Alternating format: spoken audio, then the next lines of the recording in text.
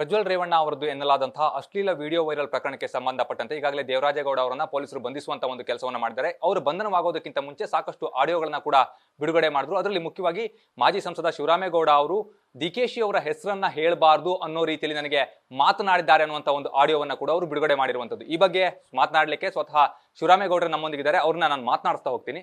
Sir, ಈ ಒಂದು ಪ್ರಕರಣದಲ್ಲಿ ನೀವು ಗಮನಿಸ್ತಾ ಇರಬಹುದು, ಸಾಕಷ್ಟು ಬೆಳವಣಿಗೆಗಳಾಗ್ತಾ ಇತ್ತು. ಮೊನ್ನೆಯೂ ಕೂಡ ನಿಮ್ಮ ಮೇಲೆ ಒಂದು ಆರೋಪ ಬಂತು, ಸಂಧಾನವನ್ನ ಮಾಡಲಿಕ್ಕೆ ಪ್ರಯತ್ನವನ್ನ ಪಟ್ಟರು ಅನ್ನುವಂಥ ಒಂದು ವಿಚಾರವನ್ನ ದೇವರಾಜೇಗೌಡ ಅವರು ಹೇಳಿದ್ರು.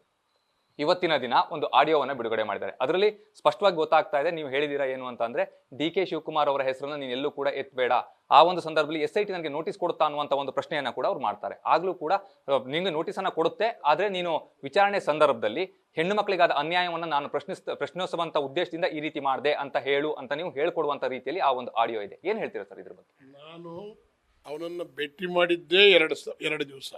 ಒಂದು ದಿವಸ ನಾನು ಭೇಟಿ ಮಾಡಿದ್ದೆ, DK ಅವ್ರ ತಕ್ಕ ಕರ್ಕೊಂಡೋಗಿದ್ದೆ. ನಾನು ಈಗಾಗಲೇ ಹೇಳಿದ್ದೀನಿ, ಅವನು ಇಷ್ಟೊಂದು ಕೆಟ್ಟ ಮನುಷ್ಯ ಅಂತಿದ್ರೆ ನಾವು ಹತ್ರಕ್ಕೆ ತಗೋತಿರ್ಲಿಲ್ಲ.